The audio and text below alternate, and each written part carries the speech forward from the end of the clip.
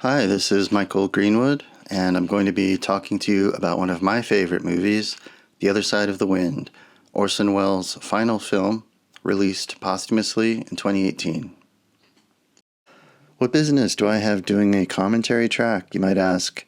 Well, none really, but no one else seems to be doing one, and the film doesn't even have a physical release yet, so I figured, why not? I'm just a huge fan of the film. I've seen it many times. And I did put out a book-length analysis of it back in 2019 called Shoot 'Em Dead, Orson Welles and the Other Side of the Wind. And if you happen to come across it and read it, you'll be like the fourth or fifth person to do so. So thanks. So let's get into it. If you want to watch along with me, just restart this video back at the 0 time code you see on screen and start the film playing. I'll have freeze frames running here too, so you'll know more or less what scenes I'm talking about. Now, I'm not going to be discussing the famous and tumultuous backstory of this film very much. That's been covered extremely well elsewhere. I highly recommend the book Orson Welles' Last Movie by Josh Karp and the Netflix documentary They'll Love Me When I'm Dead. I'm embarrassed to admit that I only gave about $100 to the crowdfunding campaign for this movie. The project had been teased so many times over the years, I honestly didn't believe it was real this time. Oh well, a lot of famous people gave a bunch of money, so I don't feel that guilty. Now, right off the bat, I'll say that there is only one thing I don't like in this movie, and it's this photo montage that introduces it. My heart sank when I saw this for the first time. I thought it looked really cheap and cheesy, like a primitive TV spot from the 70s or 80s. All I can figure is that this is supposed to represent the kind of thing you would see on TV back in that era when the film was shot. But it makes no sense, because Peter Bogdanovich's voice is telling us that this film has been assembled recently. So anyway, I don't get it, but fortunately, it's brief and nothing like it happens again. I really want to focus on the film itself because I think, in a strange way, a lot of its qualities have been overlooked because the story surrounding it is so dramatic. A lot of people think that the production history of the film is more interesting and significant than the film, but frankly, I don't agree. I think the film is overflowing with provocative ideas and themes. It's extremely entertaining. It's full of powerful drama and comedy, and most importantly, it's a meditation on the art of film itself. I think that, except for that montage I just complained about, it's completely satisfying, and there's nothing that needs to be forgiven or tolerated, and I'll explain what I mean by that as we go. One personal note, I first started reading about this film probably in the late 80s, soon after Welles had died, and various books about him. My city library had all the Welles books by Bogdanovich, Joseph McBride, James Nairmore, and Peter Cowie. And a really great one was This is Orson Welles, which was recorded conversations between Bogdanovich and Welles, edited by Jonathan Rosenbaum. Anyway, all of these books mentioned The Other Side of the Wind to one extent or another. Later on, I got a tape of the 1975 AFI ceremony, where Welles showed a few edited scenes from the film. I was fascinated by this legendary lost project. I dreamed of being able to see it one day. But I also was skeptical. If the abysmal Don Quixote project from 1992 was any indicator, that was another posthumously released Welles film, by the way, I wondered if The Other Side of the Wind was better off left alone. I thought maybe, at best, we could get something like 1993's It's All True, which is a part documentary about yet another unfinished Welles film, but that also mixed in finished sequences from the original work.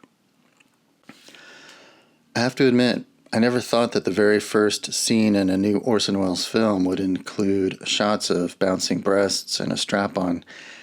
It's pretty clear that the fictional Jake Hannaford and the real Orson Welles are both anxious to show right away that they're not too old-fashioned or proper, and are willing to include semi-pornographic material into their films if that's what's expected in the contemporary movie world. In any case, I was blown away by the final film, which, like thousands of other Wells fans, I saw for the first time when it appeared on Netflix in 2018. I thought the whole team, especially editor Bob Murawski, had replicated Wells' style flawlessly. Unlike Don Quixote and It's All True, The Other Side of the Wind exudes Wells' spirit, meaning you can feel his presence in every single cut. It did have certain advantages, too. Unlike the other posthumous films, this one had actually wrapped shooting, had a full screenplay that had been published, extensive notes written by Wells, and most importantly, a 40-minute work print made by Wells himself, which indicated the editing style that he intended. To be honest, I can't tell the difference between Wells' editing and Murawski's, and as soon as the film gets going, I never think that anyone but Wells was behind it all. So, as we get into the film, I'll just describe the premise briefly. The concept is that way back in the early 70s, a ton of random camera people shot Jake Hannaford on his 70th birthday. Presumably, since he killed himself the next morning, all the footage was shelved, and now it's been cobbled together to create a mosaic of the man, warts and all, for posterity's sake. Hannaford is a famous movie director, but a bit out of favor at the moment. He's been out of the country for a long time, and he hasn't made a successful film in many years.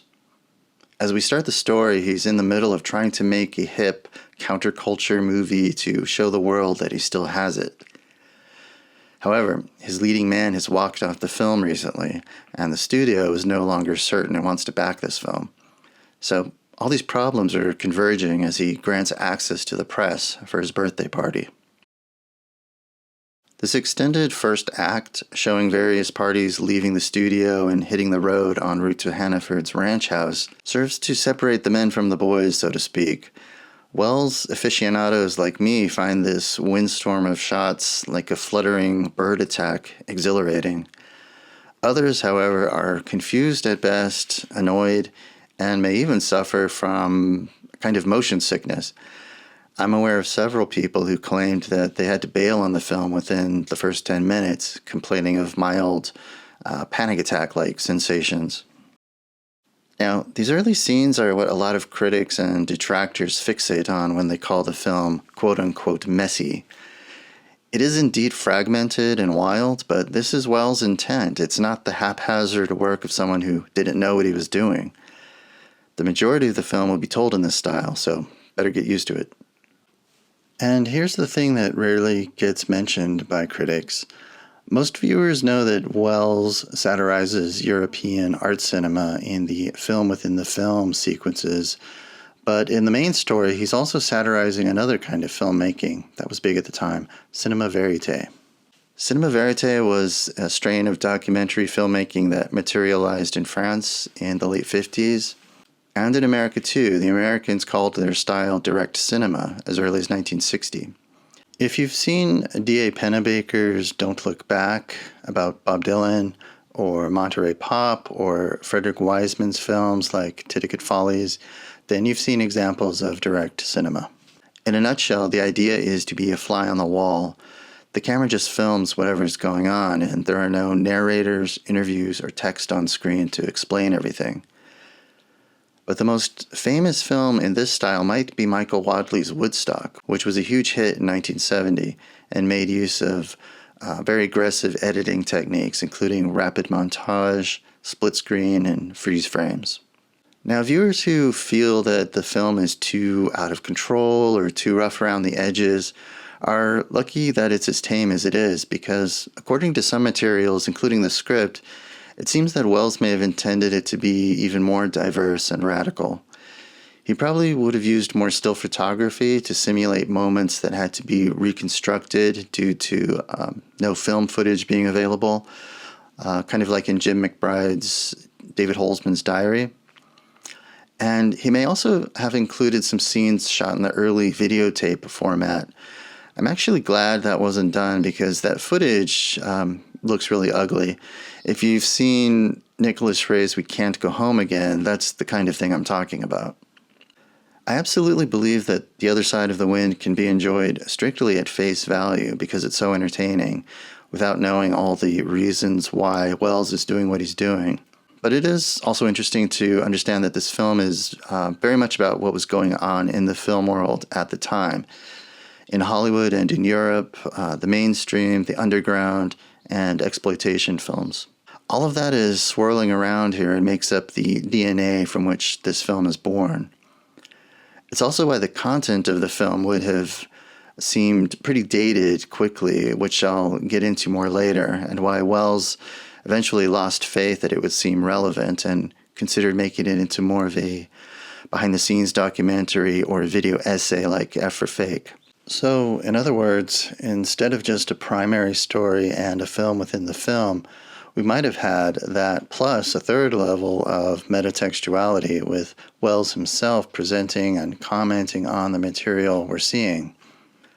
Personally, I'm happy that didn't happen because I love this film just as it is now. When I always used to read about this project in books back in the 80s and 90s, the descriptions usually focused on the Ramana Clay aspects in the sense that several characters have analogs in real life. One of the most obvious ones we're seeing in this screening room sequence that we cut in and out of in the form of Max David, played by Jeffrey Land, who is pretty obviously supposed to remind us of Robert Evans of Paramount, who was a big deal at the time as one of the faces of New Hollywood. Fair or not, the portrayal is of an arrogant, hotshot executive who has no conception of filmmaking and no respect for the artistic goals of film directors.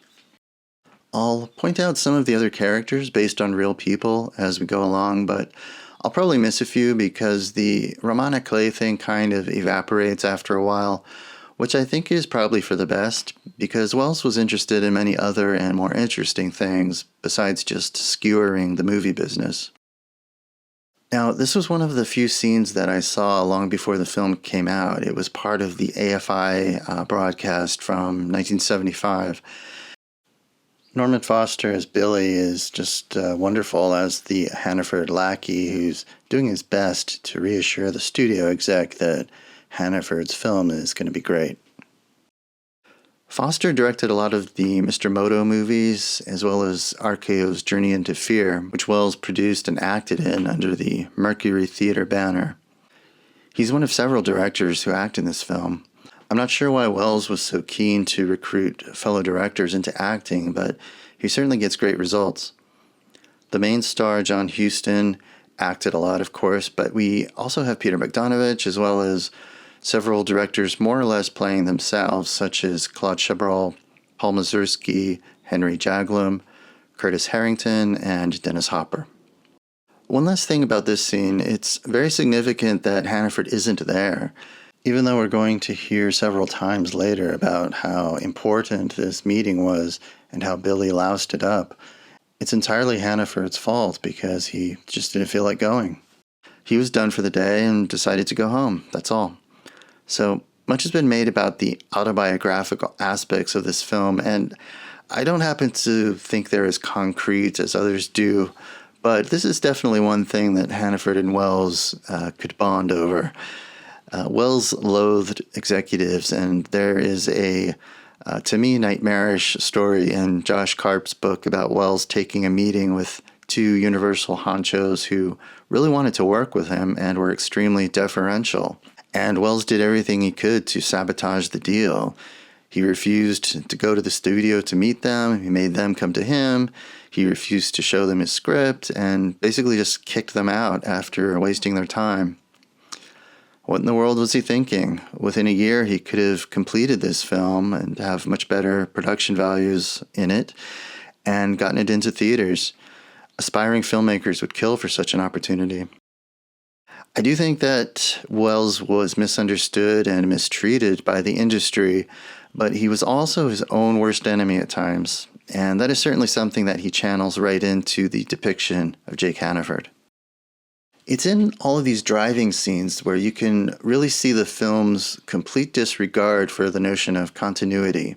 Shots are placed because they flow right, not because they make perfect literal sense. A few minutes ago, you may have noticed a brief shot of Peter Bogdanovich looking suspiciously youthful sitting in the back seat of the car. No idea why that's there, except that maybe Bob Murawski thought it was fun. That footage is from the very first days of shooting when Bogdanovich was still playing the goofy film critic before taking over the role of Brooks Otterlake from Rich Little several years later. There were also a couple shots of Joseph McBride sitting in the right side of the car in the rear while it's passing through a tunnel. That's completely absurd because in the very next shots we see that he's sitting on the left side and there is no tunnel in sight. This is precisely the kind of thing that you can either smile at and enjoy or else you need to give up on the film. Professional filmmaking has a preoccupation with technical proficiency that has successfully trained us all to be on the lookout for quote-unquote mistakes in movies. If we see too many, we've come to believe it's evidence of amateurism and therefore the film's no good. Now, certainly Murawski could have papered over shots like that, but I choose to believe that this was his way of acknowledging the rough and tumble style that Wells himself used in many of his films. Well, in any case, at least they managed to get Bogdanovich to wear approximately the same kind of jacket that Rich Little wore in the original footage. You can see that from the back it's Little, and from the front it's Bogdanovich. And by the way, who is supposed to be shooting all of this footage in the car? There are way too many angles that could possibly have been captured by the one or two cameras we spot in the car. Again, that's the kind of cinematic logic that we're dealing with, so you have to take it or leave it. Wow, we're almost 17 minutes into the movie, and I'm already worried about running out of time. I guess I better talk about the main character, Jake Hannaford, for a moment. This is a character that Wells lived with in his head for a long time. He both loved and hated him, and that really shows. We see how intelligent and charming Hannaford is, but also how self-destructive and downright vindictive he can be. He's a walking mess of suppressed anxieties and very much the kind of man who would never consider getting help or even indulge in a little self-analysis. Men of this generation just don't talk about their own psychology, as that would be considered weak and unmanly. Okay, where to begin with this character? He's inspired to varying degrees by several people Wells knew or heard stories about. The most important is Ernest Hemingway.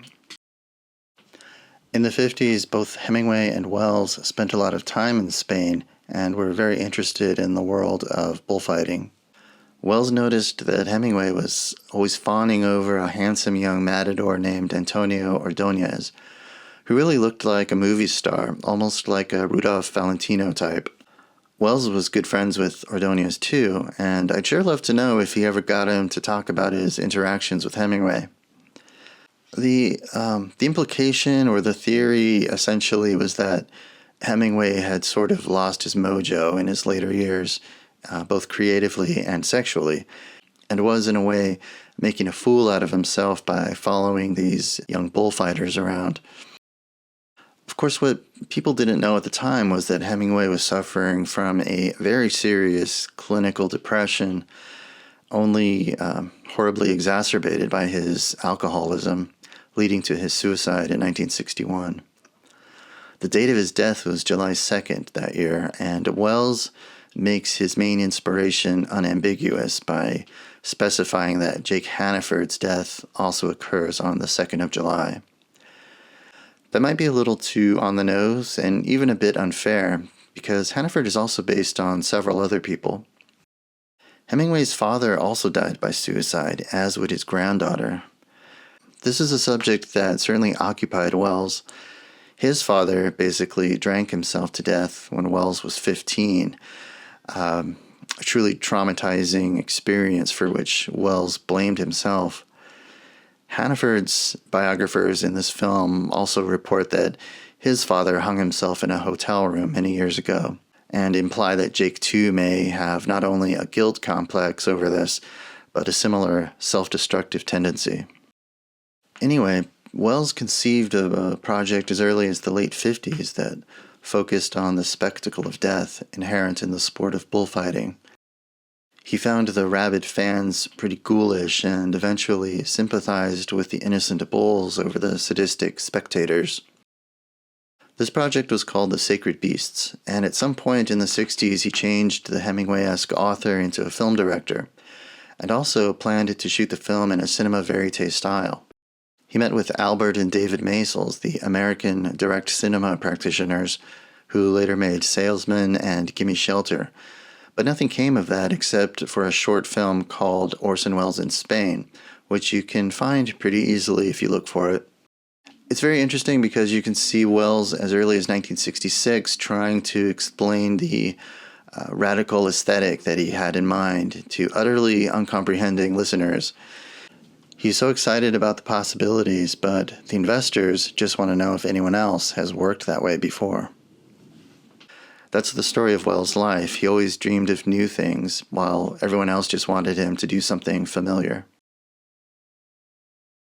Incidentally, I often wonder if Welles' ideas about the what we would now call the metatextual design of this film had some impact on the Maysles brothers, because if you watch Gimme Shelter, there's an interesting moment when the filmmakers break their own rules about not interrupting the present reality of the film in a scene where the Rolling Stones and the filmmakers sit at an editing bay and watch and comment on the film footage we've just seen. In interviews, Welles didn't say much about the influence of Hemingway on his project. Instead, he mentioned several old Hollywood directors who were known for their overblown macho images. A big influence was John Ford, who was Irish like Hannaford, and was famous for putting on a masculine, even a Philistine facade to cover up his sensitive, sentimental side. I don't know if he was gay or not, but many years later, actress Maureen O'Hara claimed that she saw Ford kissing a male actor. There was also William Wellman, who slapped an actress on set and had given up an acting career because he didn't think it was a masculine profession. There was the eye patch-wearing Raoul Walsh, who rode with Pancho Villa and gave John Wayne his very first starring role in a movie. There was Howard Hawks, who was notorious for seducing his actresses and was a real adventurer and a friend of Hemingway and Faulkner. Hawks' film Rio Bravo was only made because he was so disgusted by High Noon and the fact that the Gary Cooper character asks for help instead of saving the day by himself. Hawks was disturbed by his friend Hemingway's suicide, not only because he genuinely mourned the man, but because killing oneself he considered a shamefully unmanly thing to do. Rex Ingram was another big influence. Ingram was a big deal for a few years in the 20s and 30s before he gave up directing. He was a hard-drinking partier and shameless womanizer, yet also had a keen eye for male beauty. He's the one who actually discovered and first cast both Valentino and Ramon Navarro. Most importantly, Ingram is a director who Welles felt was absurdly overrated. He thought Ingram's films were mediocre, and that his persona as a macho adventurer was more relevant than his actual talent as a director. Also of that generation, guys like Henry Hathaway and George Stevens were the type of swaggering, dictatorial directors that Welles was interested in profiling. Now, one director who I personally believe was a major donor of DNA into Jake Hannaford is Nicholas Ray, but I'll return to him a little later when I get into the John Dale character. Finally, one person we can't ignore is John Huston himself. As early as 1970, 4 years before Huston came to film his scenes, Welles said that he wanted Huston for the role. It's really fascinating that Welles opted to not play this great part himself, but he freely admitted that he would only do it if Huston couldn't, and that Huston was the only person who was perfect for it, and he was certainly right about that. Now, Welles frequently played tyrants and ogres in his own films and those of others, but he's more reclusive and lacks a certain slyness and mischievousness that Huston brings. It's possible that Welles wanted to distance himself from this part because he feared it would be seen as way too autobiographical. But I also think it's genuinely because he wanted Huston to represent the class of directors I previously listed, the ones who are a generation older than Welles, the tyrannical directors of the golden age of the 20s, 30s, and 40s. Huston and Wells were good friends, and Huston had directed Wells a few times, including memorably in Moby Dick. Huston was perfect because he had really been called the Hemingway of the cinema before and was known for his wild exploits on movie sets and in his personal life. He actually struck and killed a pedestrian in his car when he was young, and he escaped punishment for it, but at least he quit driving after that. Unlike some of the other tough and stoic directors his age, Huston was unafraid of acknowledging his sensitive side. He was a great screenwriter and made films with tremendous compassion for the outcasts of society. He was capable of appreciating that Wells wanted to critique this kind of persona, but not in a lopsided or malicious way. It's no understatement to say that this film wouldn't be what it is without Huston, who not only does the greatest acting work of his career, but was willing to expose himself to the psychological dissection of the character that Wells intended. And this is a fine example of Wells' genius. He knew that only Huston could do this part, even though Huston himself had never played the lead in a film before, and there was no evidence that he was capable of the soul-bearing work that he ends up doing in this part. I think it's a shame that Huston wasn't given a posthumous Oscar for this role, but who really cares about the Oscars anyway? They've been meaningless for decades. I dare you to tell me the Best Actor winner for 2018 without looking it up. See, it doesn't matter. So here we've commenced Act 2, which takes place entirely at Hannaford's home, and I'm really falling behind, so I'm going to try and keep pace with the film a little better from now on. I missed the little sequence of the director's cameos. We saw Henry Jaglom and Paul Mazursky arguing, and Dennis Hopper and Curtis Harrington pontificating grandly. I'll get back to Hopper in a moment. Hannaford's big entrance was also one of the scenes Wells showed the audience at his AFI show. The moment when Marvin P. Fassbender grandly introduces himself always gets a good laugh, as Hannaford replies, "Of course you are." Earlier on the bus, we were introduced to characters played by Paul Stewart, Edmund O'Brien, Cameron Mitchell, Mercedes McCambridge, and Susan Strasberg. All of them are excellent in this film. McCambridge loved Wells and is memorable in heavy makeup as a Mexican gang leader in Touch of Evil. She's the one who says, "Now let me stay, I want to watch." Paul Stewart plays Hannaford's chief of staff, Matt Costello. I have no idea why a movie director would have such a huge entourage following him around in his personal life, not just on set. Reference is made to Stewart's character being on, quote, that committee, the one that decides if you're an American. This is seemingly a reference to the House Un-American Activities Committee, which commenced the persecution of Hollywood in 1947. This is a strange reference, but I interpret it as a comment on the Nixon administration. Nixon was president at the time of shooting, and he had also been on the House Committee in the 40s, at the same time when Wells opted to leave the country rather than be hauled before Congress. He was later blacklisted anyway. The Watergate scandal, furthermore, was going on throughout the later stages of shooting on this film, and its influence comes out in the obsession with surveillance and security. Paul Stewart, by the way, plays essentially the same role as in Citizen Kane, where he was the protagonist's major domo and gatekeeper. Stewart is one of 3 actors who have the honorable distinction of having appeared in Orson Welles' first and final films, Citizen Kane and The Other Side of the Wind, the others being Richard Wilson and Benny Rubin. I'll point them out when we get to them. We've also met 2 characters who are famously based on people Wells had serious grudges against. Like I said earlier, though, this idea doesn't bear a ton of scrutiny because the film characters proved to be nothing much like their real-life counterparts. First of all, we've met Tonio Selwart as a man known only as the Baron, who is Hannaford's longtime screenwriter. Due to his patrician manner and accent, he's known to be modeled on John Houseman, Wells' partner in the Mercury Theater, with whom he had an ugly falling out during Citizen Kane. A feud existed between the 2 men until the end of Wells' life. In this film, however, the Baron is not antagonistic at all and, in fact, remains loyal to Hannaford throughout.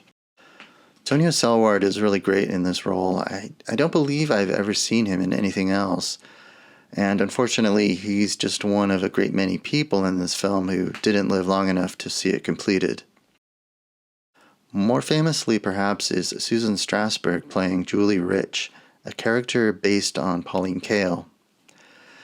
Kael may have been a brilliant film critic, but she flushed her credibility down the toilet, I think, with her misguided and simply unfounded crusade to paint Wells as an irresponsible egomaniac who hardly had anything to do with Citizen Kane at all.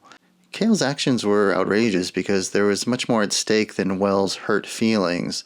The attacks on Wells by her and others at that time had the effect of damaging his reputation and making producers and investors less willing to work with him. Yet again, though, in the film, Miss Rich doesn't really seem like Kael at all, and not only because she's so much younger. She may be a female critic who's gunning for an aging director, but it's worth noting that, unlike Kael, she proves to be correct in her sordid thesis about Hannaford. Now, getting back to Dennis Hopper briefly, Hopper was on screen for less than a minute, I think, but he is very important to the chromosomes of this film. Easy Rider had been a monstrous hit in the year before Wells started shooting, leading to several studios trying desperately to replicate its success. Wells acknowledges Easy Rider not only by casting Hopper and putting the John Dale character on a motorcycle, but in the actual editing style of upcoming scenes too. Wells being Wells, he was jealous and hostile to Hopper instead of magnanimous. He spent several hours needling the poor guy to get a violent reaction out of him instead of just telling the actor what he wanted. This is all depicted in the film Hopper Wells from 2020. Hopper was under tremendous stress at the time. He was in the middle of editing his own experimental feature, The Last Movie, which shares a lot with Wells' film thematically. Wells could have bonded and commiserated with Hopper, and they could possibly have even helped each other, but ultimately Wells was only interested in portraying Hopper as a pretentious and drugged-out, flash-in-the-pan filmmaker. Now, this is getting really trivial, but I can't resist mentioning another connection between Hopper and this film. Believe it or not, at the same time, Peter Bogdanovich was doing his utmost to help his mentor Orson Welles make The Other Side of the Wind. Dennis Hopper was fulfilling the same role for his mentor, Nicholas Ray, allowing him to live in his house and then even assisting him to get a teaching position where Ray recruited his students into making a semi-autobiographical experimental feature of his own called We Can't Go Home Again. Wells, Ray, and Hopper were all making very personal and avant-garde films pretty much simultaneously, yet they were all desperately alone in the process. Imagine if these like-minded auteurs could have teamed up somehow, or at least given each other moral support. Wells and Ray never crossed paths, as far as I know. To interviewers, Ray was courteous to Wells' accomplishments, but Wells, in typical fashion, had nothing kind to say about Ray. In fact, he claimed to have walked out of Rebel Without a Cause because it was so bad. In Ray's defense, Wells was equally contemptuous of nearly all of his contemporaries. If you don't believe me, just read his conversations with Bogdanovich and Henry Jaglom. Ouch. Imagine being the kind of person who doesn't like Rebel Without a Cause. How sad. So if The Other Side of the Wind is the Titanic of production hell movies, then Hopper's The Last Movie might be the Andrea Doria. In the documentary The American Dreamer, Hopper wonders aloud, if Wells can't get a movie deal, then what hope is there for cinema? Wells' second film, The Magnificent Ambersons, had been wrecked by RKO, which in turn wrecked Wells' Hollywood career. And Hopper certainly felt that his sophomore effort would make or break him as a director too, which it did. The way Hopper described his ordeal was pretty interesting too. He said it was like fighting against the wind. Because this film has such a threadbare appearance and footloose vibe, you might be tempted to assume the content is either frivolous or at least not very well thought out. But just pay attention to some of these conversations and you'll see that Hannaford and his guests tend to dive headfirst into some pretty heady territory, about everything from colonialism to theology to Shakespeare. The very title of the film is a philosophical conundrum. After all, who or what really is on the other side of the wind? In other words, where does it come from, and why is it knocking down man-made structures and turning the landscape into a wasteland, as shown in Hannaford's film? In this scene between Hannaford and Zara Valeska, the two old friends gently joust over some troubling issues regarding the nature of male and female perspectives. The mention of Hemingway's name triggers a debate about the so-called crisis of masculinity. In other words, the lifelong burden that men feel having to perpetually prove their manhood. A guy like Hannaford resents the quality of domestication that women represent in his world. And rather than condemn him, Zara quietly acknowledges that the things women do to secure a good husband can end up robbing him of the qualities that made him attractive to her in the first place. It's rough stuff that no one likes to think about, especially if you're in a relationship, and it makes us suddenly aware that Hannaford has no wife, nor are any ex-wives ever mentioned. Meanwhile, in the background, Billy jokes that only gay men really respect great ladies. Before you get caught up in wondering if Orson Welles was sexist or homophobic, just consider that maybe he was an artist who could see the nuances going on in the gender wars, and that his characters debate various positions without any of them necessarily parroting his own opinions.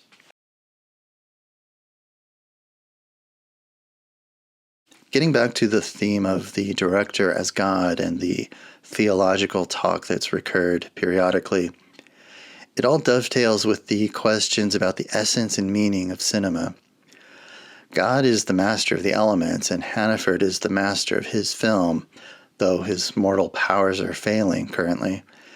But who is in control of the third film, the one being photographed by this army of camera operators, the assorted film students and journalists, and those referred to a few times as video freaks? They seem to be following no real direction except to just film everything Hannaford does. I think that Welles is asking in this film, if there is no director anymore, no vision, no idea of what shape this material is going to take, is it even still cinema? He's predicting a world where there are no more auteurs or rigorous films playing in theaters, and everyone in the world has their own cameras and are just mindlessly shooting and shooting forever. This little birthday cake scene is another great example of Welles' photographic eye. It's great the way he uses all these candles in the foreground and shows their reflections in people's glasses. This film is kind of like a perverse reworking of Citizen Kane. Instead of a handful of confidants telling a man's story via flashbacks, you have dozens of cameras capturing unique views of him, all in one day. Which method, if either, do you think is the most trustworthy?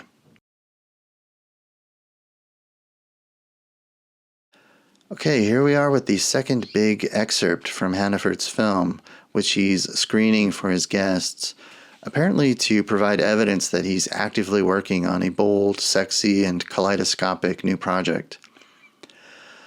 Oy, be grateful that you're listening to my droning voice instead of the painfully cacophonous 6-minute acid rock dirge Fruit and Icebergs by Blue Cheer. The song is from 1969 and would have terribly dated the film if it had come out sometime in the late 70s, since Welles finished shooting it in 76. This is certainly an attempt to connect the film to the counterculture movies of the late 60s like The Trip, Wild in the Streets, Easy Rider, and Zabriskie Point. If you recall the earlier clips from the film within the film that we saw, you'll remember many beautifully composed shots of John Dale pursuing the actress around the then sparsely populated Century City, where Welles made striking use of the windows and mirrors in a way not unlike his famous funhouse sequence in The Lady from Shanghai. That part of the film is a fairly obvious parody of Michelangelo Antonioni's films, especially Blow Up and Zabriskie Point. Welles despised Antonioni more than any other director and relished the chance to mock him while also surpassing him. I wonder what kind of seedy little rock club has such an Olympian-sized bath and locker room connected to it. One of the most remarkable things about the film within the film is that it's too good. The power of the images is irrefutable, regardless of the context. Everything is too strong and indelible to just be a joke. I think Wells simply couldn't bring himself to create a bad or boring piece of cinema.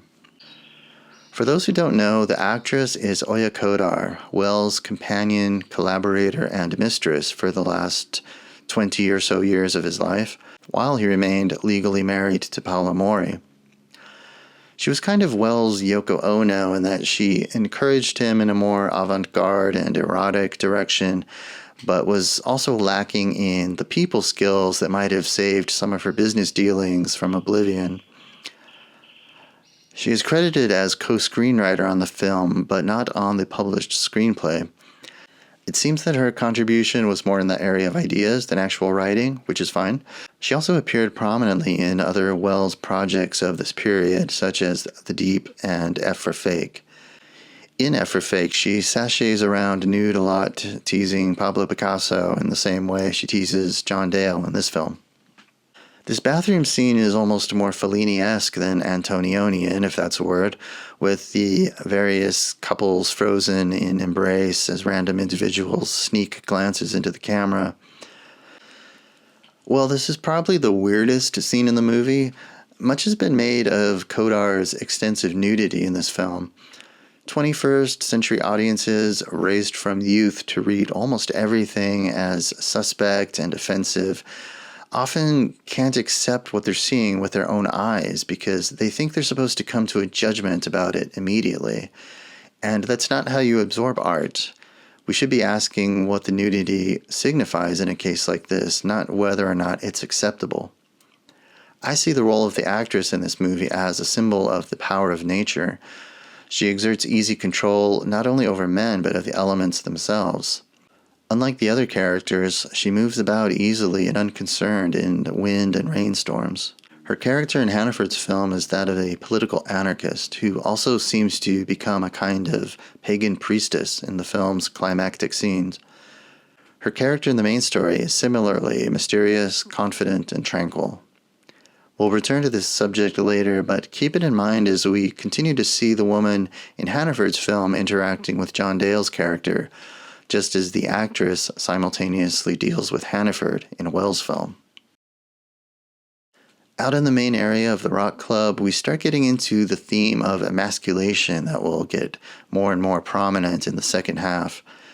The love-struck boy, played by John Dale, played by Robert Random, is perpetually speechless as he relentlessly pursues this woman.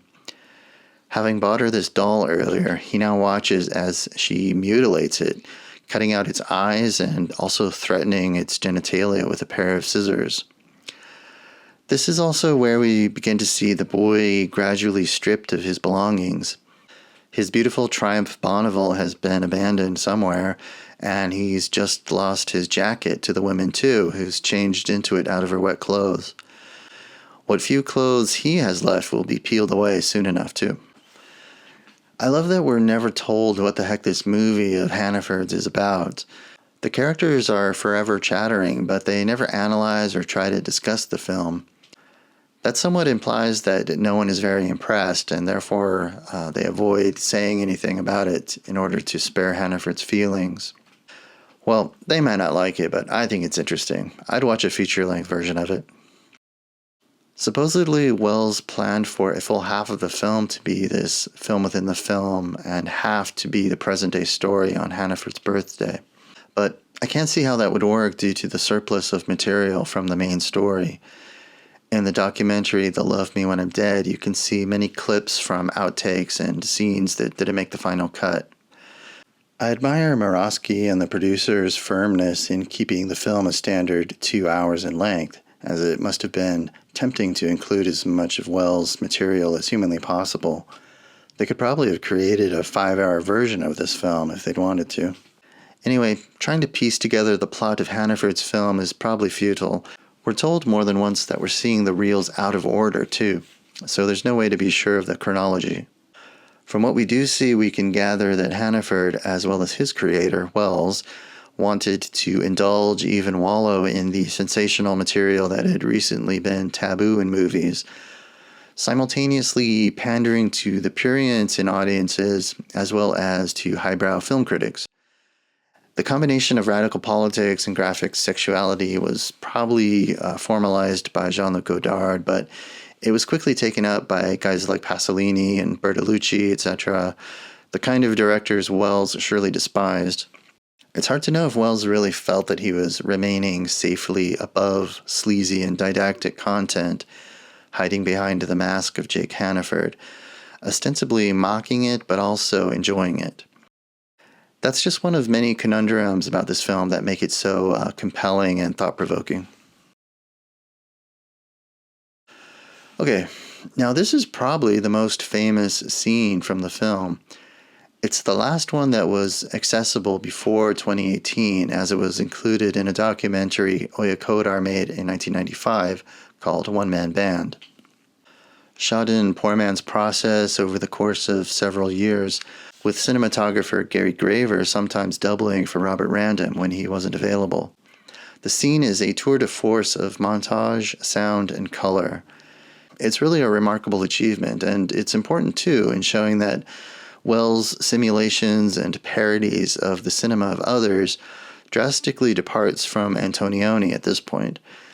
The stately land and cityscapes of the earlier scenes are replaced by this staccato, rhythmic montage that reminds me more of Easy Rider and Roger Corman's The Trip, a kind of feverish, impressionistic, almost psychedelic effect, while also being blatantly erotic. More importantly, possibly, are the sexual politics suggested by Hannaford's mysterious art film. The boy, first seen in a pack with his male friends out on the prowl, has broken away to chase this alluring woman, who doesn't appear interested in him at all, but is apparently busy on an assignment as a political radical or terrorist. Supposedly she was planting a bomb or something in the glass building earlier, I'm not too sure. But here, when the boy has finally succeeded in seducing his prey, the woman turns the tables on him by taking the dominant position. He is seemingly hypnotized as though by a Gorgon's stare and rendered utterly passive.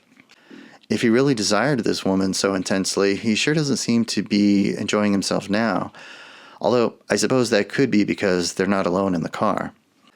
The actor playing the woman's driver, cohort, or boyfriend, whoever he is, by the way, is Robert Aiken, who I recognize from a couple of Russ Meyer films, Vixen and Cherry, Harry, and Raquel. He is one of a couple connections between Meyer and this film, which I'll get into when we reach a subsequent scene. Aiken also appeared in an X-rated film directed by Gary Graver in 1973, after which he vanished from movies until the 2018 exhumation of The Other Side of the Wind. I don't doubt why he retired, though, because he couldn't have earned much money working for Meyer, Wells, and Graver in quick succession. Much of the film, Hannaford's film that is, was shot on disused areas of MGM's backlot. The production did get permission to shoot there, by the way, although they didn't reveal that Orson Welles was the director. And this is a fascinating example of mise-en-scène augmenting the very themes of a film. Welles contemplates the end of cinema as we know it, symbolized by the seeming ruins of Hollywood itself, the once vibrant and powerful studio that gave us Gone with the Wind and The Wizard of Oz is now a ghost town.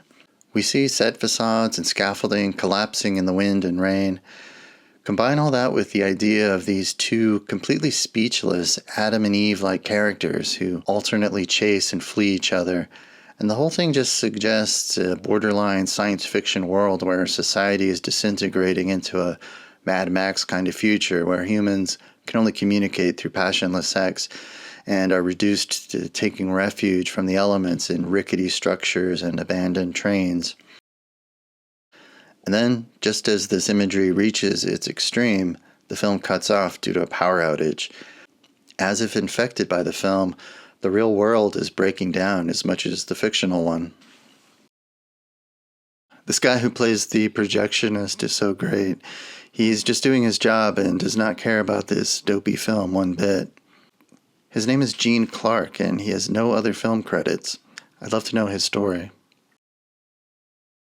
I love that Edmund O'Brien announces at one point, "We've got a power failure on our hands," referring symbolically to the collapse of the entire system in the film business that Hannaford and his friends are accustomed to, as well as to the culture wars in general, in which the old are replaced by the young. All these scenes that are pieced together from diverse cameras remind me of Wells' sentiment that the illusion of life fades quickly in a movie if the surface isn't busy and active. Here it's much more than active, it's downright frenetic. It's impossible to get bored because there's barely a shot that lasts more than a second or so. This isn't just a gimmick, though. It's crucial to Wells' entire agenda and his suggestion that the art of cinema is in a state of transformation. It's either evolving or dying, I'm not sure which, but he was certainly prophetic in this regard. Jack Simon is played by Gregory Sierra, and he's supposed to be based on John Milius, although I'm just as skeptical about that real-life association as about many of the others in this film. And here's Benny Rubin in a quick cameo. He had a small part in Citizen Kane, too. Here we see Hannaford being grotesquely lecherous. This is one thing that the film fails to clarify. Mavis is supposed to be Brooks Otterlake's girlfriend, but that fact is never expressed verbally nor visually. They don't arrive or leave together, and we see them together only once or twice. She apparently represents Sybil Shepherd, Peter Bogdanovich's girlfriend at the time, but I can scarcely believe that. Bogdanovich took a ton of passive-aggressive crap from Wells, but why would he go along with Wells portraying Shepherd as such an airhead? Well, like I said, it doesn't hold much water, and it's hard to believe even Wells could be that cruel, but I do think it works as is, simply as Hannaford feeling entitled to take whatever he wants. And here comes Dr. Burroughs, Dr. Bradley Pease Burroughs, in a great performance by Dan Tobin. He'll appear shortly in a long confrontation scene with Hannaford. This gets a good laugh from audiences too, when Burroughs, a complete outsider to this crazy movie world, is perplexed to see that his every slightest move is being followed by the cameras. Burroughs is the former boarding school English and drama teacher of John Dale, and he's been summoned to appear before Hannaford to explain Dale's behavior. Now, Jake Hannaford is certainly an important man in his sphere, but I'm not aware of a movie director powerful enough to demand that regular civilians report to his home to be interrogated. Who knows, maybe Burroughs just made himself available because he hoped to see Dale again. Hannaford is still drooling over poor Mavis here. And there's a mysterious bit of dialogue coming up where Hannaford makes reference to trying out a new boy in Mexico the following day. I suppose that means they've found a possible replacement for John Dale. It just seems odd that no one else ever mentions anything like this. Matt Costello, the head of security, doesn't seem to think there's any hope at all, as he's planning to quit the next day. It's chapter 11, as he says to the Baron. They also get into a little discussion about Spanish bullfighting in this scene. It's kind of nice to get a little glimpse of what things were like in happier days. The group talks about a past film project that involved following a famous matador all around Spain, someone who ended up being killed in the bull ring. They also get fed up with the cameras here, in violation of the promise that nothing would be off limits on this one day. The notion of a party that just descends further and further into chaos as the night goes on is a lot of fun. These scenes kind of remind me of Jacques Tati's Playtime and Blake Edwards' The Party. There is a ton of comedy in this film, but it gets pretty dark too, with shocking revelations on their way. So I guess I should compare it to Who's Afraid of Virginia Woolf or The Boys in the Band too. Cameron Mitchell is really touching in this role as Zimmer, the makeup man. There's a very poignant scene in a documentary called Working with Orson Welles, made by Gary Graver, where Mitchell, just a year before he died, implores Graver to complete The Other Side of the Wind, because he knew how great it was and really wanted it to be seen. Mitchell's acquired kind of a cult following in recent years by fans of his prolific work in exploitation films throughout the 80s. His appearances were characterized by a profound laziness. He's always sitting down, rarely emoting, and could even be caught peeking at his lines in some shots. I really hope that these fans who like him ironically will see this film and realize that he really was a fine actor. He was also memorable in Monty Hellman's Ride in the Whirlwind and lots of other great stuff in the 60s. Zimmer has a great line here after someone compliments him on how lifelike all of his John Dale mannequins are. And he replies, "So is Mr. Dale. To look at him, you'd swear he was real." There's Richard Wilson, by the way, Orson Welles' longtime friend and associate. He wants to know when Darryl Zanuck is arriving. He played a reporter in Citizen Kane and was a producer on It's All True. That reference to Zanuck is kind of interesting in this movie about toxic masculinity. He was the Harvey Weinstein of his time, probably worse. This is one of a series of very intimate scenes between Hannaford and Otterlake in the den or game room, whatever this is, where we gradually find out how dire Hannaford's situation is. I'll get more into the context of these scenes when we get to one of the longer ones, but one thing I want to point out is how raw this material is. Not all, but some of these black and white shots are so high contrast that they remind me of John Cassavetes' Faces or Haskell Wexler's work in Who's Afraid of Virginia Woolf. Granted, it's stretching credulity somewhat that for so long and on multiple occasions, these two men confide in each other like this while remaining fully oblivious to the cameras all around them. I guess Welles wants us to believe that the operators are all hiding in closets 20 feet away or behind sofas.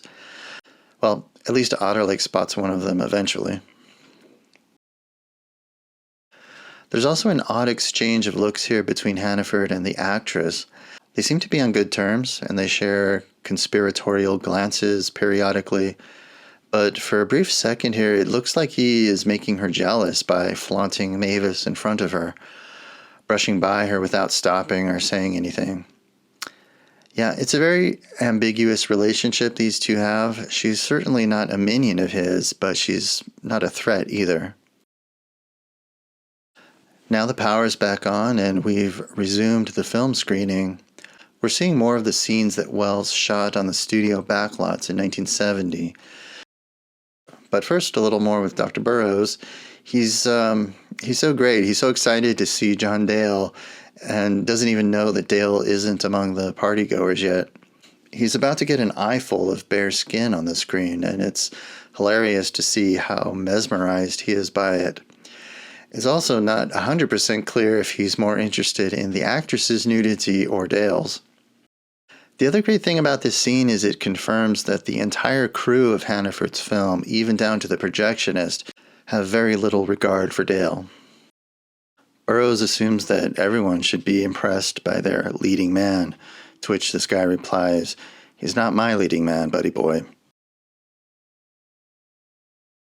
The thing that strikes me about these scenes is Welles' amazing gift for making the most of his resources. There's this old train car. He shoots it inside and out from every possible angle. He makes use of the reflections in the windows again to great effect. We also see here that Robert Random was quite the good sport in being willing to shed his clothes. We can hardly say anymore that Oya Kodar was the only one having to be nude. Well, she obviously enjoyed it, but I don't know how Random felt about these scenes. From all accounts, he was overjoyed to be working with Welles and would have done anything asked of him. Having said that, he was a busy actor working throughout the 60s, mostly on TV. I wonder if his agent was concerned about him switching gears to be in this sexy art film for pretty low pay, even if it was an Orson Welles picture. Out of everyone in the film, I think Random had the most to gain or lose. If the film had come out in the 70s, it would certainly be a big feather in his cap and could have greased some wheels to help him get more work. At the same time, would a movie like this have made any impact at all? Wells' previous films, going back to the trial, were barely known. I remember reading several books about Wells back in the 80s and 90s, and films like The Immortal Story and F for Fake were mentioned almost as afterthoughts or novelties, like home movies that barely registered as real films. That's absurd, of course, and I'm really glad that, in particular, that F for Fake has grown in such regard by film fans. In any case, Robert Random was a real trooper, and I think he does a great job in a pretty challenging role since he doesn't have the advantage of spoken dialogue or any kind of character arc. He's there to be admired by the camera in much of these scenes because, as Billy said earlier, the old magic box just likes him. A few viewers, including William Friedkin, were not supportive of this film being released at all, since without Wells around to approve it, it can't be considered a real Wells film. I would argue that it's more of a genuine Wells film than even some of those that were released in his lifetime. The Lady from Shanghai, Mr. Arkadin, and Touch of Evil were all butchered by the studios against his wishes. Here again, this ongoing dynamic of push and pull, attraction and aversion, the pursuit of female by male, and then male by female. And now, just when it seems like these two are getting onto the same page, we'll hear Hannaford's voice coming in to spoil things, giving direction to his actors. As of November 2025, Oye Kodar and Robert Random are among the very few cast members still with us. Joseph McBride is as well. Peter Jason and Henry Jaglom just passed away this year. I'm really glad that Peter Bogdanovich survived to see the film completed, as he's one of the main guys who really kept the project alive in the public mind after Wells' death. Incidentally, these little insert cards reading shot missing or scene missing that pop up every once in a while, Dennis Hopper did the same thing in his film The Last Movie, which was also a meta work about dissecting movie making as a destructive and even violent affair. I doubt either of them saw each other's films back then, and it's just a case of two minds thinking alike. Henry Jaglom has cameos in both films, too. Aren't you glad you know that? Here, Miss Rich is literally circling Hannaford while she formulates her theory about his history of making and breaking male stars. He doesn't seem very concerned at this point because she's just sniffing around and isn't connecting the dots, at least not out loud. Shakespeare is a subject that recurs throughout the film. Wells, of course, was one of the great interpreters of Shakespeare. Hannaford and Otterlake frequently communicate with each other via quotes from different plays, especially The Tempest. Wells' minimalist yet primordial 1948 version of Macbeth is my all-time favorite Shakespeare movie. In The Tempest, Prospero is a magician or sorcerer who can wield power over the elements. The play has a self-referential aspect and even includes a play-within-the-play sequence. I suppose you can compare Prospero's use of alchemy to Jake Hannaford's reputed magic touch when it comes to making movies. But whereas Prospero ultimately abjures or gives up his magic to rid himself of the temptation to use it for revenge, there's no such redemption in store for Hannaford. There's a little moment here that's a bit on the nose, again, where the up-and-comer is tempted by the literal throne of his master. Again, Otterlake doesn't seem to be aware of the cameras all around him. We're really starting to see the adversarial positions these guys are taking, though they don't want to admit it yet. Otterlake takes some jabs in good stride, as he's probably used to it. Hannaford calls him the human tape recorder at one point, underscoring the fact that he considers the younger man a career-oriented sycophant, someone who can never be a true peer of his, which is pretty much how Wells viewed Peter Bogdanovich, too. Again, the subject of Jake's father's suicide comes up.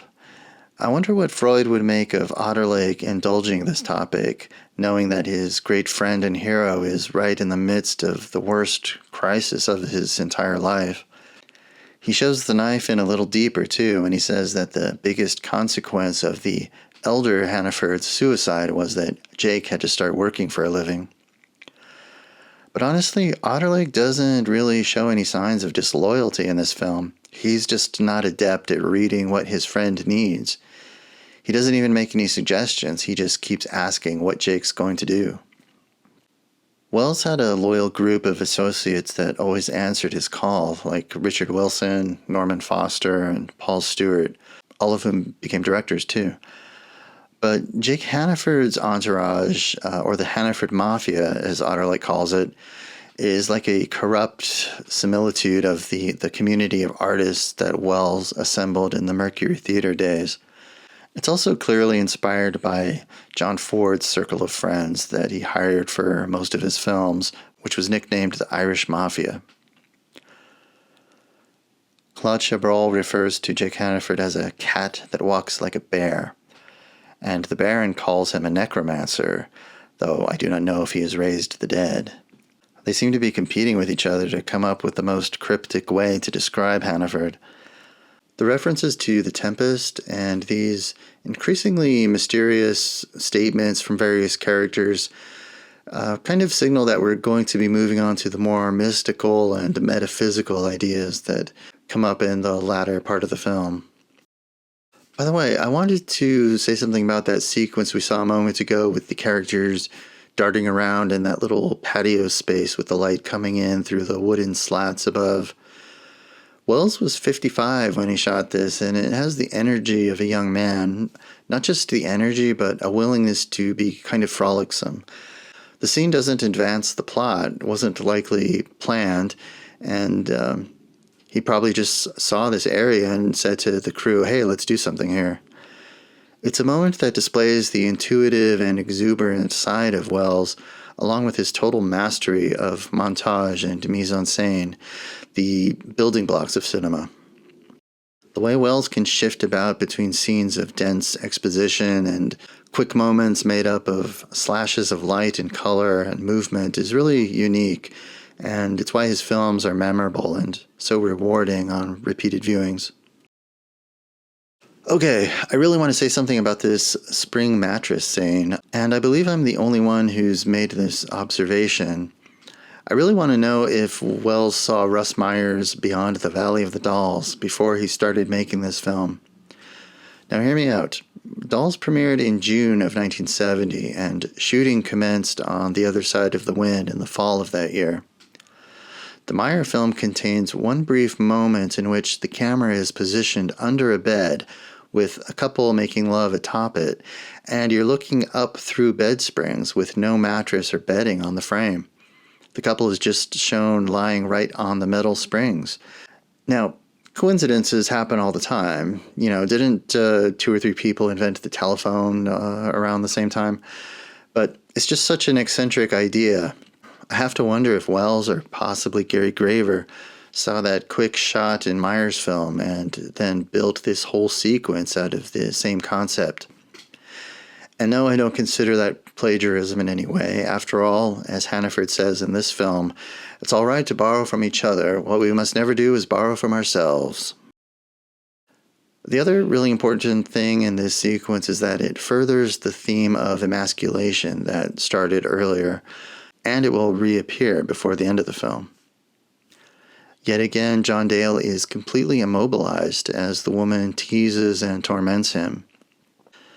Is he in character doing what Hannaford asks, or is he, as an actor, freezing up? It's not really clear, except that Hannaford can be heard off-screen taunting Dale and belittling his manhood. Hannaford certainly being unprofessional in this scene, although the actress doesn't seem fazed by anything. It's pretty interesting that Dale puts up with the scissors being hovered around his pubic region, and yet he decides he's had enough of this abuse when his hair is about to be cut. Not very likely that Hannaford would show this material in a rough cut to anyone, let alone a room full of strangers. unless maybe he's already been unraveling worse than we know. I wonder what Freud would say about this man splashing his worst behavior on screen for the world to see. Everything he does this day are the actions of a man going completely off the rails. And another power outage has interrupted the screening again. We might wonder why Hannaford is abusing the young man so badly if he's actually in love with him. Well, he both loves and hates Dale because he's been forced to confront his feelings for the first time. If indeed Dale is gay, it spoils Hannaford's modus operandi. He traditionally seduces the lead actor's wives or girlfriends as a proxy way of seducing the men, and Dale wouldn't have a girlfriend, of course. This is the beginning of Hannaford's implosion because it makes Dale quit the film, which makes the studio pull the plug, which robs Hannaford of his only opportunity to earn any income. Wait, Hannaford steals Brooks Otterlick's girlfriend at the party. Does that mean that he's in love with Otterlick too? A moment ago you may have noticed Rich Little coming up the hallway. He's actually playing, or at least he thought he was playing, Brooks Otterlick before he had to leave the production and was replaced by Bogdanovich. Jack Simon and Brooks Otterlick get into a little standoff here, with the two men taking on the parts of angel and devil on each shoulder, or Jesus and Lucifer to continue the Hannaford as God idea. Or maybe King Lear is a better comparison, as these two sons are alternately vying for their father's love as well as his throne. They've each adopted a persona and a style of directing based on different aspects of Hannaford. Otterlick is the analytical and intellectual son, and Simon is the strutting, gun-toting son. I'm not sure what this little bottle is that Edmund O'Brien uses to whack Simon in the head with, but it's pretty sturdy, whatever it is. I love that Simon goes down and they just drag his body away. Nobody tries to revive him or check if he's bleeding. Well, I suppose being killed right in front of your idol would appeal to Simon's ego, but more likely he's going to wake up with a splitting headache tomorrow to the news that Hannaford has died and that he missed the whole thing. It's fascinating how all the disruptions in the shooting of this film don't become weaknesses, but just kind of add to the collage. The mix of candid camera type shots with artistically composed ones keeps reminding you that this is a crowd-made movie with no consistent vision. You can tell that some of these people might be serious film students and others might just be veteran newsreel shooters. It all works. So we're now into one of a handful of long conversations between Hannaford and Otterlick, in which the former gradually reveals that he is in very deep trouble, personally and professionally. It's bad enough that he may not be able to complete his film, but he's also completely out of money, and may even be facing the loss of his home. I don't know for sure, but I imagine that Wells was pretty happy that he didn't play Hannaford himself, because these scenes cut very close to home. He and Bogdanovich had a relationship quite similar to that of the two characters we're looking at.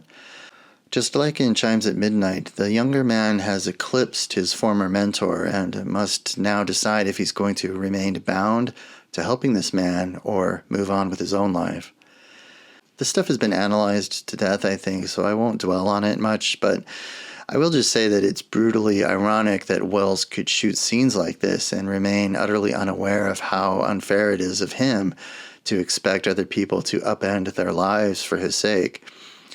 I believe that Bogdanovich did as much as he could for Wells, probably more than Wells deserved, but it was never enough. Here comes Angelo Rosito. I was so excited to see him. It's Master Blaster from Mad Max Beyond Thunderdome. He was in Freaks as well, and The Wizard of Oz. He has some dialogue later too. What an amazing career. There's got to be a movie there. Who else can say they worked with Bela Lugosi and Tina Turner?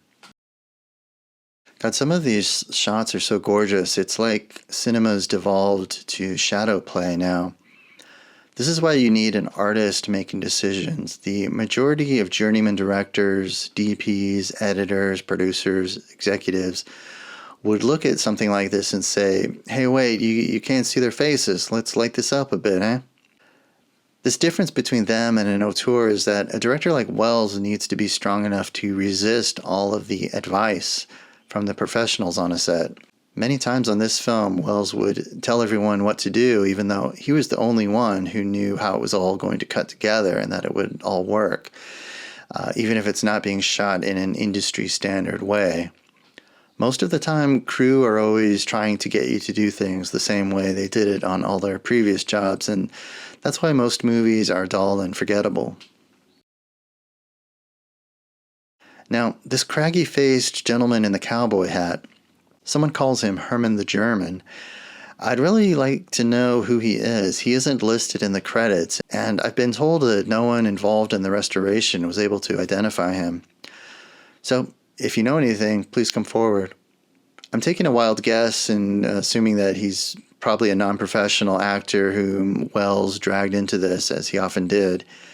In any case, Herman is here to deliver the information that a group of investors he's been courting have declined to participate. And that, combined with Max David at Paramount losing faith in the project, indicates that it's pretty much over for Hannaford's film. Paul Stewart is just the epitome of cynicism in this film. He's certainly the most sinister character. He's essentially Hannaford's Roy Cohn or H.R. Haldeman. Also, we really see what a creep Hannaford is here. It's entirely his fault that the meeting with David didn't go well, but he has all these underlings around so he can always have someone else to blame. That's typical CEO behavior, bad CEO behavior, but what makes Hannaford even guiltier is that he's driving his old friend, his extremely loyal friend Billy, to drink. He constantly makes fun of the candy Billy munches to help distract him from the need to drink, but after this, Billy's will is not going to be as strong. To his credit, I think Billy is the only one who tries to say anything about Hannaford's out-of-control drinking, though it doesn't do any good. The high-contrast photography here never ceases to amaze me. I can't think of anything quite like it in a non-abstract film where you're seeing practically no gray at all. It's basically just bright white shapes against a black background. I guess maybe Ingmar Bergman's persona is this extreme at times, but that's the only thing that really jumps to mind. We're about to see Joseph McBride step into this scene. He's had a rough day. He seems to have aged 4 years since we first saw him. That happens a lot in this movie. His character is Marvin Pister, Mr. Pister, as Paul Stewart teased him earlier. He's a young film scholar, one of several who are trying to interview Hannaford for a book or article or documentary. McBride is one of the main people who, along with Bogdanovich, Frank Marshall, and Gary Graver, were the keepers of the flame, so to speak, of not just Wells, but this film in particular. I think Bogdanovich and McBride were the world's first film geeks, decades before that term was coined. They wrote some of the earliest books on the top echelon of American auteurs: Hawks, Ford, Hitchcock, Lubitsch, Capra, Cukor, and extensively Orson Welles, the youngest of that group, and both of them met and interviewed these men in the 70s, and in Wells' case, befriended him.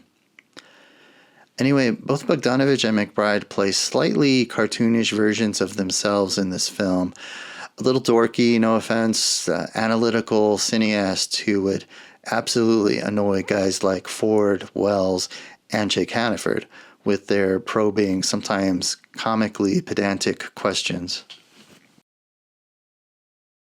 Speaking of alcohol, we're getting to a rather somber scene where Billy's been pushed too far, accepting blame for the Max David fiasco, and can't resist running for a drink any longer. We see that Otterlake is running low on compassion here after dealing with Hannaford's whining all evening, and he's quite callous to Billy. Simultaneously, this comedic moment intrudes with this oblivious guy who just has to ask a super important question about the aesthetic distinction between a zoom and a dolly. Scenes like this really impress me. Most directors can barely manage comedy or drama, and here Wells crushes them together in a way that feels perfectly organic. Things just like this happen at every party, don't they? And it's great that Chief O'Hara jumps in and is pretty much the only one who seems to care about what Billy's going through. I'm kind of disappointed no one answered the Cineastes question. I'd like to know the philosophical implications of zooms compared to dollies. And here we are again, Hannaford and Otterlake alone together and dancing around the elephant in the room. Well, kind of alone, except for the troop of cameramen spying on them. Hannaford is such a fool here. Instead of asking his friend to help him find some kind of solution, he basically just says that he wants every cent Otterlake can spare. Obviously, he's painfully humiliated, but not humble. And therefore, any attempt at a real conversation like this is going to fall apart pretty quickly, since a man like Hannaford can only try to save face by putting up his armor as fast as possible, before the issue at hand can even be discussed seriously. Wells seemed to think that Bogdanovich should have used all of his own money as well as his cachet in the film business to facilitate the making of Wells' films. And that was just foolish of him and childish thinking. Wells was a heroic artist, and he suffered for his persistence in making his own films his own way. And I don't want to take anything away from that. But frankly, since he put all of this self-analysis into his own film, I suppose it's fair game. Wells' 1973 film F for Fake has been cited as an early example of essay filmmaking. And if The Other Side of the Wind had come out in the 70s, it would have been one of the first examples of the found footage genre. Cannibal Holocaust from 1980 is usually called the first found footage movie. F for Fake and The Other Side of the Wind are kind of companion films in my view because their productions overlapped throughout the early 70s. They both demonstrated Wells' really aggressive creativity in pushing the limits of film form. And they both take a very skeptical position about the film medium itself, arguing that it can be a tool of manipulation and even malevolence. Now, Zimmer, the makeup man who's been sulking outside since he was fired earlier in the evening, has decided it's time to make his exit, but not before making his contribution to help Jake deal with his worsening emotional problems. He has some anger management therapy ideas to suggest. He has all these dummies made up like John Dale, and he offers Hannaford a metal pipe with which he can bash them to pieces like piñatas in order to get out all his aggression against the real Dale. One of the most surreal and hilarious moments in the bus scene earlier was the sight of all these Dale mannequins propped up in the bus seats. That's sure a lot of dummies, though. I wonder if they were going to have his character fall off of a building or something. Anyway, they're all going to be put to good use when Hannaford gleefully shoots Dale in effigy.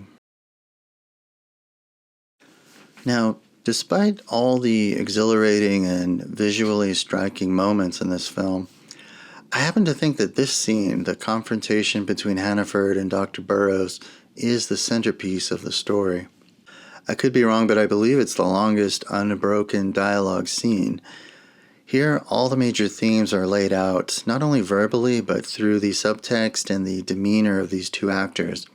It's a masterclass of writing, directing, pacing, and acting. We're also shortly going to see the moment when Hannaford's fate is sealed. He apparently summoned this man to provide answers about John Dale, and boy, he's sure going to get what he asked for. Note the sheer contempt that Hannaford shows towards Burroughs. He even begins the scene with a hackneyed power move, ignoring his guest while pretending to be captivated by Mavis talking about her school assignments. He mocks Burroughs' middle name of Pease and smirks like a schoolyard bully. You can just tell without any question that in Hannaford's eyes, this man is diametrically opposite to what he would regard a real man. In other words, a man like himself. I absolutely love the dichotomy here. These two men, sitting across the table as if for a chess match, are approximately the same age, and have both been mentors to an enigmatic young man named John Dale. But that's where the similarities end. Dressed in his hunting outfit, the grizzled, scotch-guzzling Hannaford is the epitome of the swaggering man's man. Burroughs, meanwhile, is a prissy, bookish, milquetoast guy. Dan Tobin is just as perfectly cast for his part as John Huston is for his. I don't think that Burroughs has ill intentions here, nor any idea how much he obliterates Hannaford's soul in this scene. Some time ago, Hannaford and his gang were boating in Mexico and saw this young man in the water, drowning, trying to kill himself. Hannaford rescued him, saw something in him, and got the idea to cast him as the lead in his new film, and started teaching him about acting. That's the story that he and others have enjoyed repeating. Burroughs reveals, however, that John Dale, whose real name is Oscar, already knew who Hannaford was and traveled specifically to find him and work his way into his orbit. As Hannaford later puts it, Dale wasn't drowning, he was auditioning. The revelation that this cherubic boy who claimed to have no acting experience was so devious and calculating enough to pull this prank on Hannaford really rocks the older man to his core. After recovering from the shock, he can only laugh at the cruelty of fate, just as Walter Huston laughs at the gold dust lost to the wind at the end of The Treasure of the Sierra Madre, which his son John directed him in. Dale's crime is doubly hurtful because of Hannaford's own sensitivity to the subject of suicide, due to his father hanging himself many years ago. Dale obviously did his research on how to manipulate Hannaford. Now Burroughs, goaded on by Hannaford, who lies to him that the cameras are off, embarks on this long but vague story about a predatory teacher at his school who apparently got his hands on John Dale and corrupted him. I don't know if we should take all this at face value, considering how gullible Burroughs seems to be. We can easily imagine the mischievous Dale being the fire starter in this story. The passing reference to Oscar Wilde is enough to conjure up a whole scenario in which this teacher used the picture of Dorian Gray to seduce a younger student into a life of debauchery. I guess it's understandable that Hannaford wants this teacher arrested. After all, thanks to him, John Dale became this amoral manipulator who ruined his life. You really have to read between the lines here. Burroughs is being so equivocal that I'm not 100% sure I even get everything he's trying to say. In any case, it's enough to know that Dale was involved in some kind of sex scandal with a teacher. There is an alternate theory about all this. Burroughs is so wide-eyed and unworldly, it's almost incredible. Sometimes I wonder if he's just as Machiavellian as his former student, and if he may be here with a secret agenda. What if he was spurned by John Dale too, and he's come here hoping to compare notes with Hannaford? It seems to me that what both of these guys are really dying to ask each other is if they had sex with Dale, but they can't bring that up, and are quickly distracted by Hannaford flying into a rage when Burroughs subtly implies what everyone else suspects, which is that Hannaford's interest in Dale was more than just professional. Hannaford's drinking and vindictiveness are only going to get worse from this point on, but the first order of business is to punish Dr. Burroughs. Having seemingly given up on retaining any class, he begins insulting and humiliating the man as much as he can. His offensive use of the other F word here is intended to alarm and frighten Burroughs, which it does. Realizing that this little man, who he considers so silly and weak, has beaten him, Hannaford eventually retreats to the safety of his friends behind the bar. I love the implications of this scene. These smirking bullies think they've gotten the best of Burroughs by isolating him, but he's the one who has retained his dignity, bravely standing alone in the center of the room, humble enough to acknowledge he's a major square, but with no need to gloat over the fact that he's completely destroyed Jake Hannaford's ego.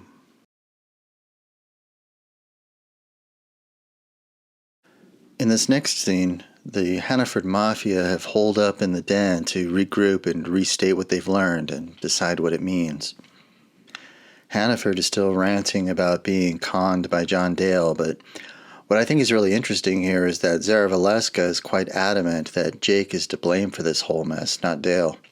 After all, Dale was going along with everything just fine until Hannaford went overboard with his harassment on set. Zara is so nurturing. She doesn't really accuse or shame Jake, but just gently points out that Dale left because he was antagonized. I think it's worth noting that despite being an unreconstructed and such a surly guy, Hannaford has these warm and long-lasting friendships with several women, including Zara, the hostess of the party. While the inner circle is doing damage control, Zara is the only one who encourages Hannaford to forget about John Dale and just focus on finishing the film. She points out that since Dale didn't really attempt suicide, Jake is absolved of his responsibility for the young man. Julie Rich has been quiet for a while, but she's back now. She's still working on that theory of hers about Hannaford's sexual history, but she just can't seem to connect the dots. I guess she's hoping Hannaford will confess. Don't worry, she'll finally spit it out, and her arc will get tied up nicely.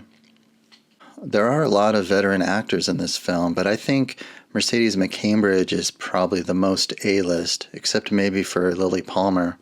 Aside from her Oscar-winning work in All the King's Men, she's also so spectacular in Nicholas Ray's Johnny Guitar, plus Giant, Suddenly Last Summer, and right before this film, she would have done that legendary voice work in The Exorcist.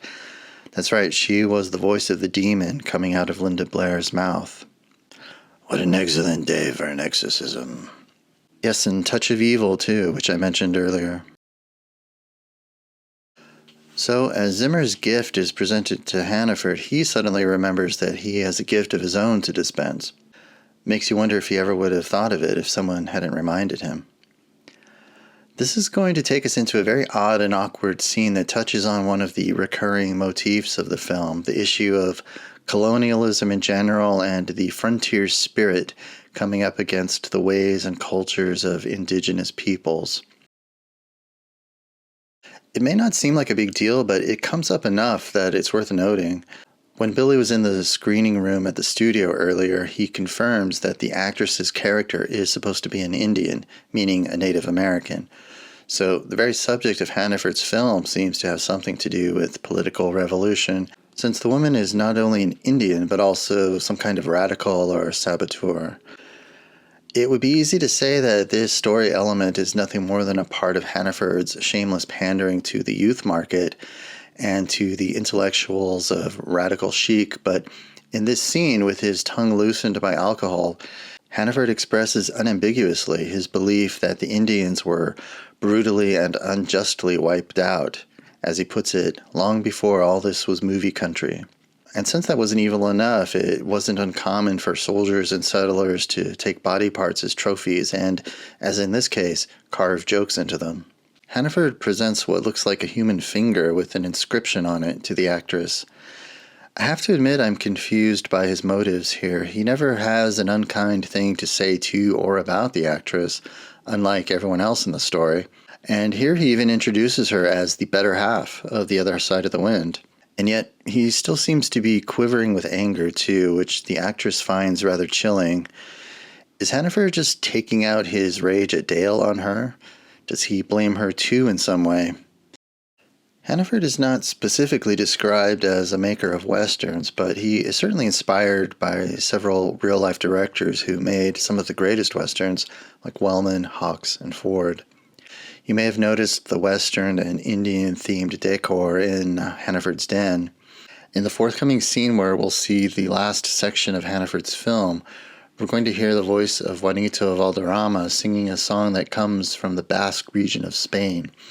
And it sounds an awful lot like Native American ritual singing. When I first saw the movie, I thought that's what it was.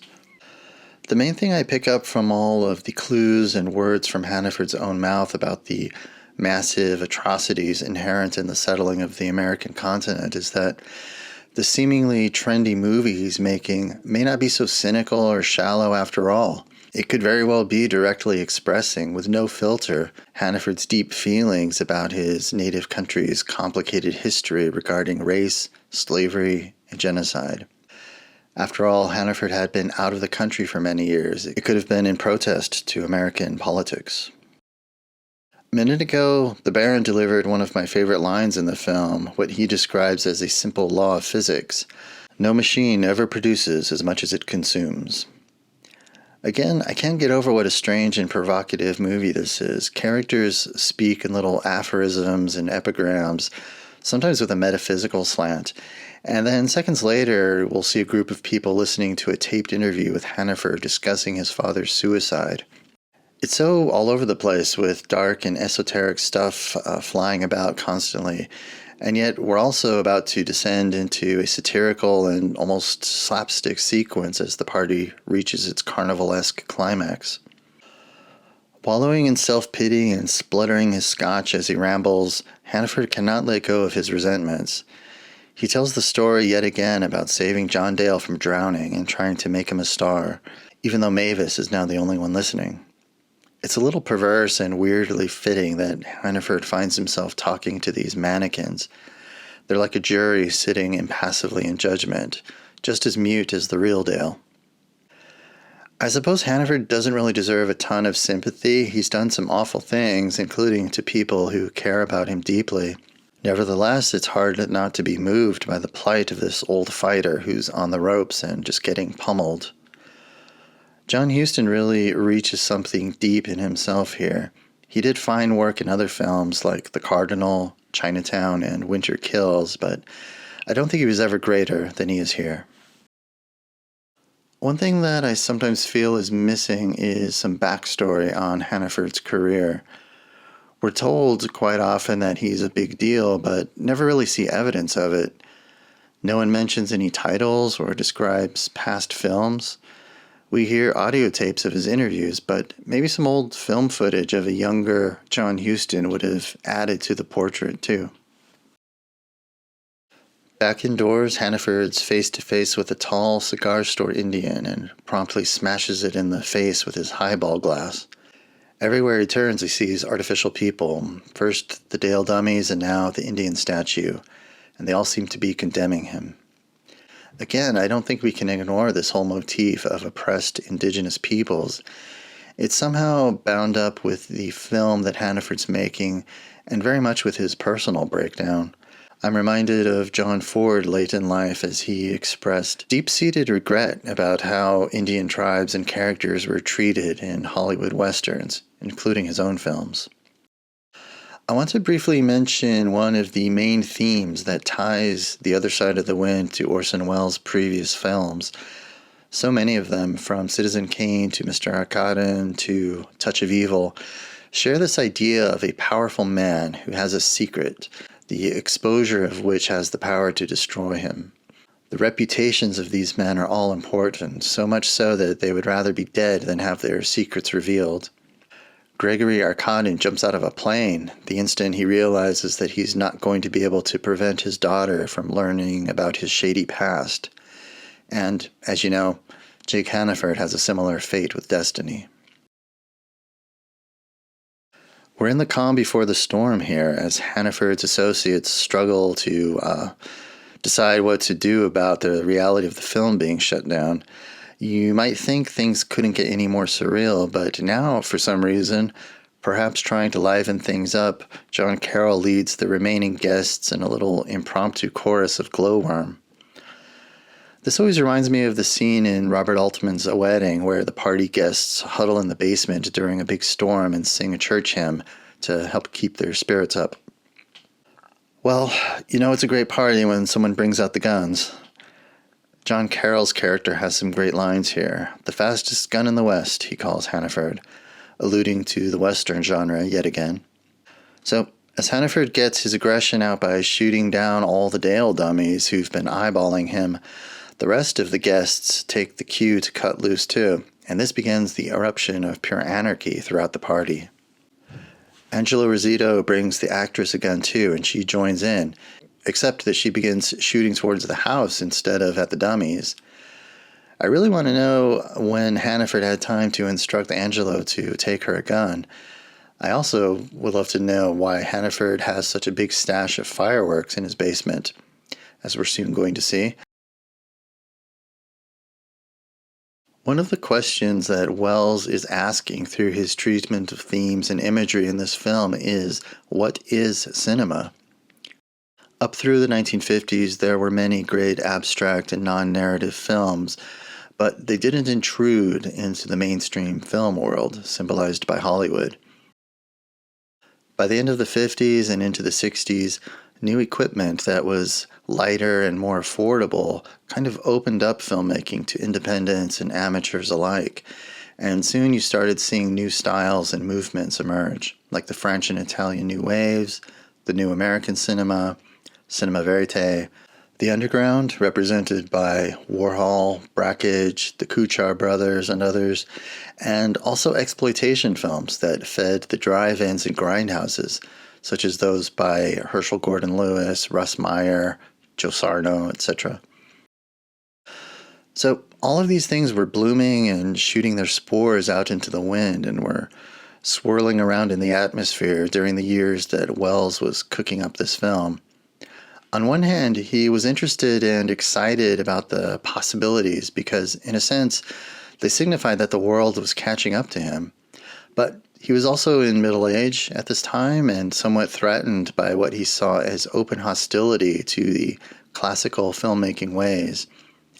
He always said that he was dismayed by the end of the studio system because he did very well when, however briefly, he had access to all the resources of a Hollywood studio. So, what is cinema?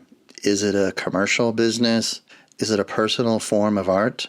Is it something that always requires control by writers and directors? Is it something that always has to declare if it's depicting fiction or reality?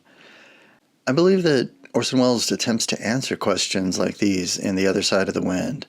And he was uniquely ideal to do this because in his career, he reached between these two worlds, big studio movie directing and personal handmade art filmmaking. As things get wilder here, Welles takes the opportunity to comment even further on the fracturing of the movie business in the late 60s and early 70s. Otter Lake leads the charge in turning all of the gunfire and fireworks into a backdrop for an imaginary war film between different factions of film styles. Neorealism and the French New Wave are mentioned, and Preminger, Godard, Bertolucci, and Antonioni are all name-checked. Bogdanovich gets to show off his knack for impressions, too, throwing out a little John Wayne and Jimmy Stewart. I love the fact that we catch glimpses of Rich Little here too, and yet it's Bogdanovich doing all the impressions. I noticed that Bogdanovich and Norman Foster share a lot of screen time. It's nice to see they represent two generations of Hollywood directors who also had a lot of fun acting, and they were both such good friends to Orson Welles. And good old Angelo again, my favorite character, snipping off chunks of this guy's beard. By the way, if that guy slept through all the gunfire and the fireworks and all this lunacy, then I guess he deserves to be messed with a little. Brooks and Billy were improvising a little satire about Ronald Reagan there, who was governor of California at the time and had himself been created by the movies. And out of all this chaos, Chief O'Hara comes through, calling out for someone to go out and move their car. That's so great. That's something that happens at every party sooner or later, too. Norman Foster passed away just a few months after shooting Wrapped in 1976, becoming the first of many cast and crew who would never see the film completed. His is really one of the standout performances, I think, probably second only to John Huston. My favorite film that he directed is Navajo from 1952, and his last film as director was Brighty of the Grand Canyon in 1966, which is a film I really like a lot. He also wrote and directed a segment of Welles' ill-fated It's All True project, a story about the friendship between a boy and a young bull destined to die in the bull ring. It's heartbreaking to me just as a fan, so I can't imagine what it was like for Foster to be involved in two such beautiful projects that were so cursed. It's All True is still only available in mangled form, but at least we have The Other Side of the Wind now. We're into the final act here, where Hannaford's team is making one last attempt to show his film fragments to the party guests and press. The power outages at the house seemed like bad omens, and some even suspected sabotage. It makes me think of Louis Buñuel's The Exterminating Angel and The Discreet Charm of the Bourgeoisie, where either fate or some external force keeps interfering with groups of characters' attempts to leave a party or sit down to a meal. There's a feeling of desperation building up here too, as if everyone seems to know that the screening is a pointless gesture because the film is doomed.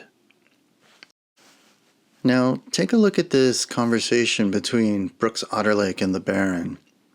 The scene is shot in a completely routine and conservative style, shot reverse shot method with a stabilized camera, as you'd see in any other movie. The two men speak confidentially as if unconcerned about nearby cameras or recorders. For some reason, Wells' Cinéma Vérité shooting style is abandoned for this one scene. Is there an explanation for this?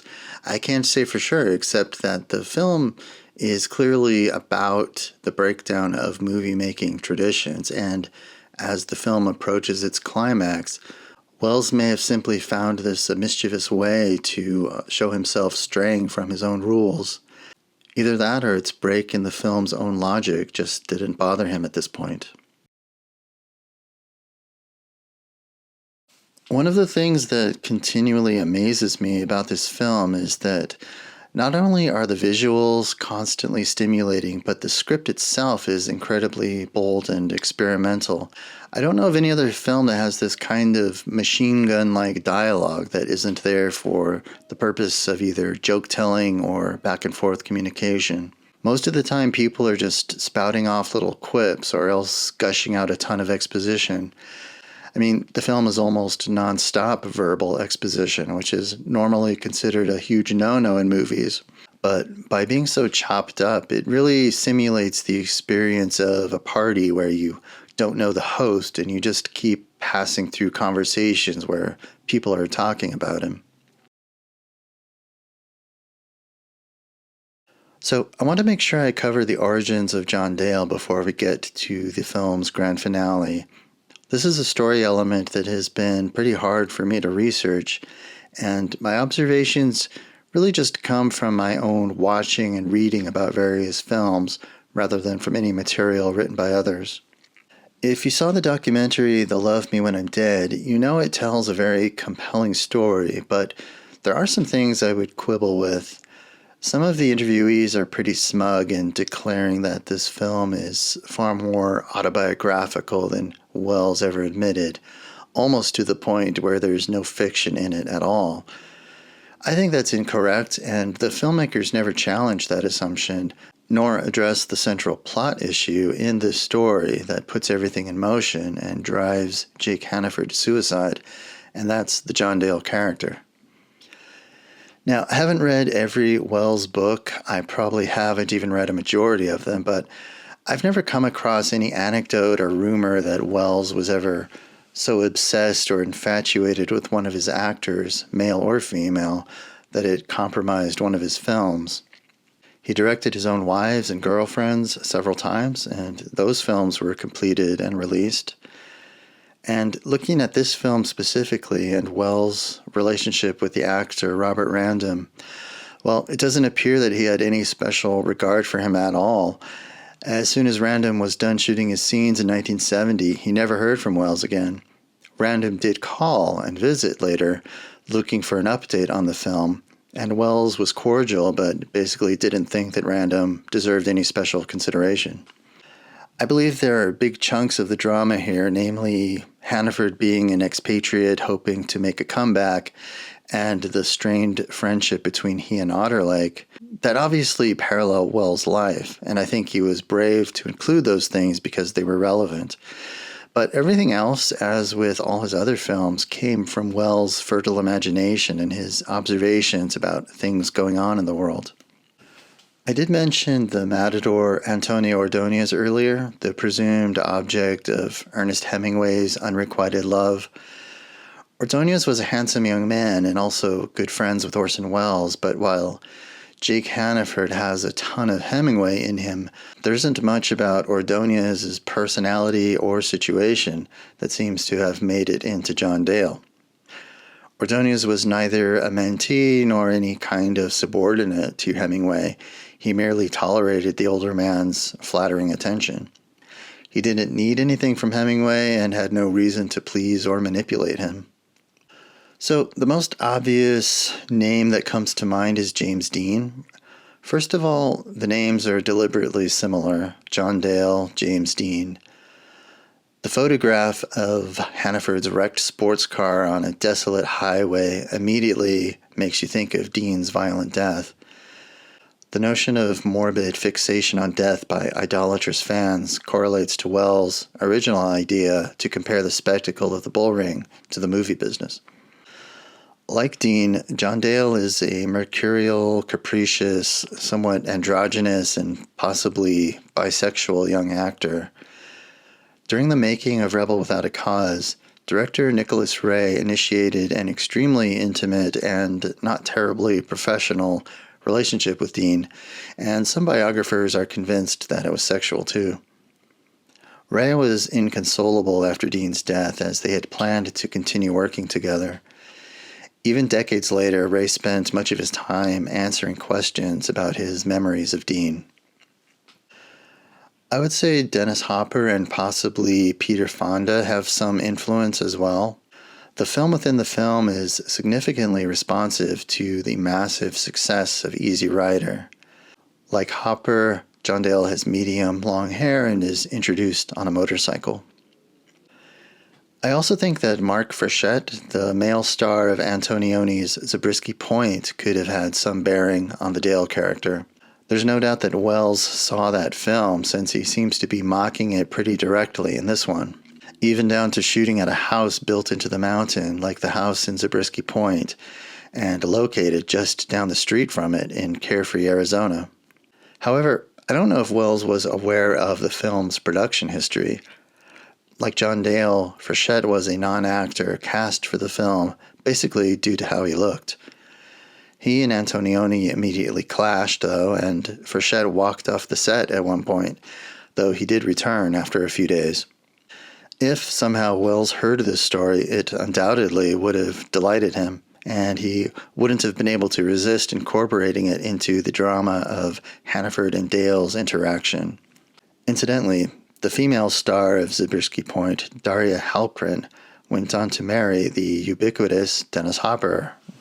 Lastly, I want to mention one curious and possibly coincidental connection between The Other Side of the Wind and David Lean's Ryan's Daughter, which came out in 1970, around the same time that Wells began shooting this film.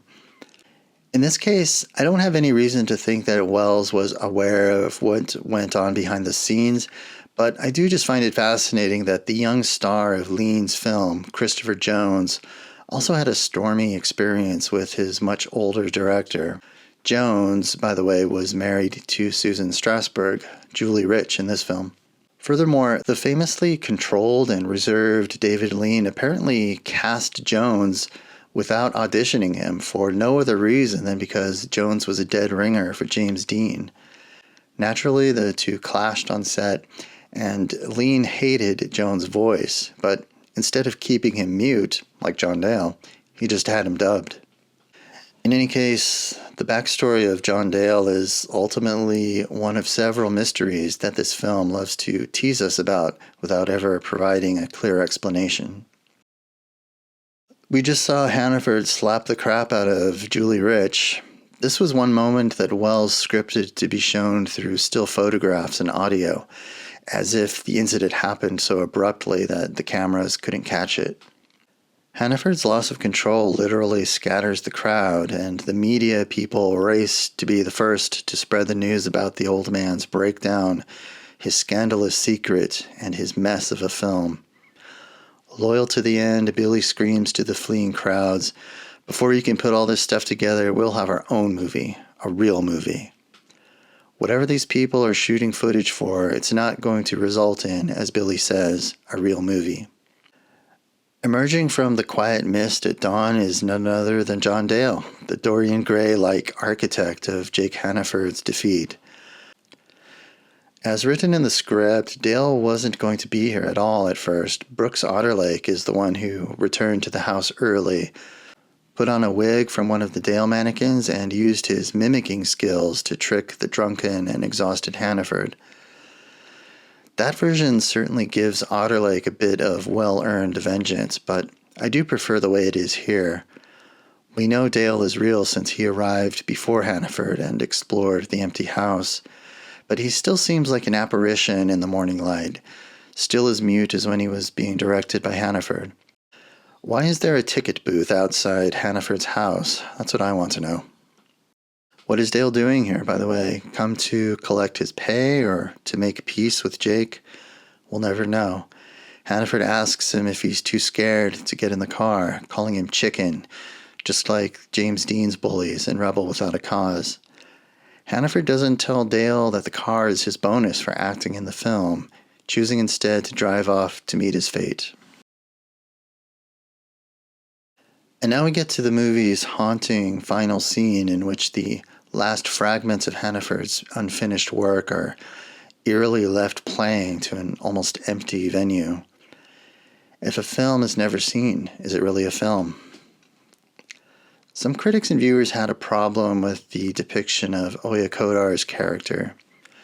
Nudity is reflexively read as exploitation in one kind of thinking, but how can it be exploitation if its presence is never used as part of the advertising? The film certainly wasn't marketed as an erotic drama. And how can it be demeaning if it was the actress's idea, who was also a co-writer of the film? Well, corporations and activists alike are ill-equipped to think about nuances like that. It seems that even Netflix was a little uneasy about promoting the film due to its controversial elements.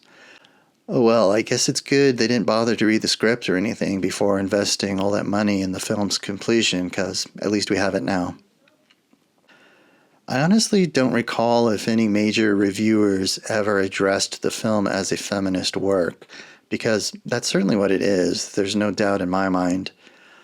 Not only does Hannaford say that God is female at one point, but the only one in the story that he shows any tenderness with is his old friend Zara Valeska, who insists to the press that their relationship is strictly friendly and was never romantic. More importantly, the Kodar character, both in and out of Hannaford's film, is the only one who emerges unscathed from all this drama surrounding Hannaford. While everyone else in the story is in panic mode, she alone has a future to look forward to. She's withstood all the insults about her ethnicity all evening, confident that she decides her own destiny. It's clear that she believes in the film because she's the only one who stays to watch the end of the footage as the sun rises at the drive-in theater. She watches her own character on screen, an Amazon-like sorceress or demigoddess who, after hacking apart these large phallus-like structures, watches serenely as John Dale's character freezes into a lifeless statue whose head topples off in the wind. The leading man has not only been emasculated, but decapitated too. A symbolic reenactment of Hannaford himself being transfixed and ultimately destroyed by John Dale. By the way, this final shot of the empty drive-in is taken from a 1976 movie called Drive-In.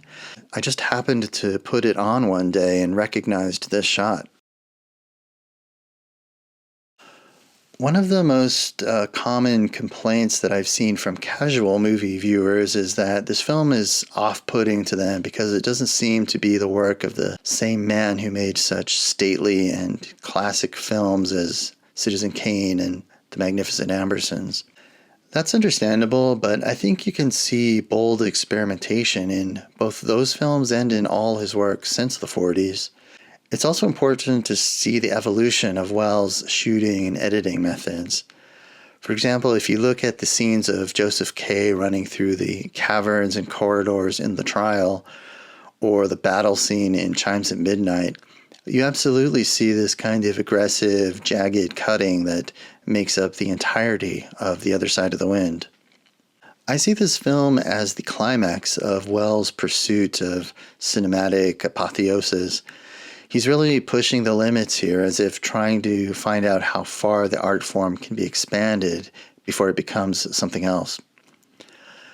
I'm reminded of Godard's 1976 film Weekend, which ended with the text on screen reading not just the end, but the end of cinema. I'm not sure I fully comprehend the issue, but there was definitely a feeling in these years that some kind of big change was coming, and that it would probably not be a good thing for people who loved the texture and the nuts and bolts of cinema.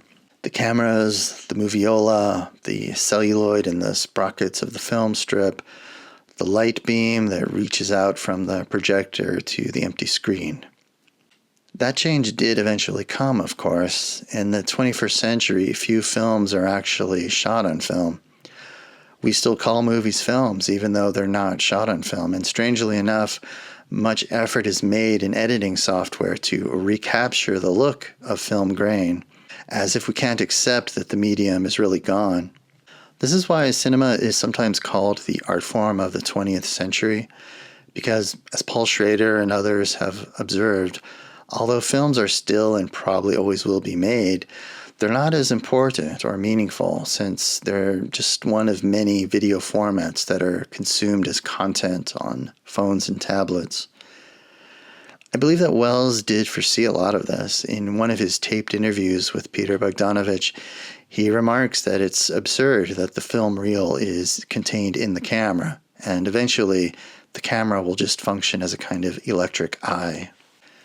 In the many years before the film came out in 2018, based on all I'd read about it in various sources, I always thought that The Other Side of the Wind was more of a lament about the way veteran directors are treated in the movie business. I was unprepared for how harsh and harrowing the film would really be. It compares the art of cinema to alchemy and directors to predatory, unfeeling warlocks. Just as some non-industrial peoples feared the camera as an invasive, soul-stealing device, the film medium is depicted by Wells as a destructive technology that drains the life out of everyone it shoots. Wells himself stated that once he filmed anything, it was dead to him, and he transposed this sentiment to the Hannaford character, whose disembodied voice is heard in the film's final moments, playing on a tape recorder right when the real Hannaford is driving off to his doom. In any case, it seems to have been Orson Welles' curse that he had such a God-given genius for this art form, and yet he was so burdened by it. It's ironic that he loved cinema enough to sacrifice all he had to bring his ideas to the screen, and yet this one hugely ambitious project that occupied so many years of his life was fixated on death. The Other Side of the Wind is about the death of a director's talent coinciding with his own suicide, told in a format that makes us consider the death of cinema as an art, as well as the ways in which lives can be ruined by this art form. In the words of the late Jake Hannaford, maybe you can stare too hard at something. You shoot the great places and the pretty people. Shoot 'em dead. This is Michael Greenwood. Thanks for listening.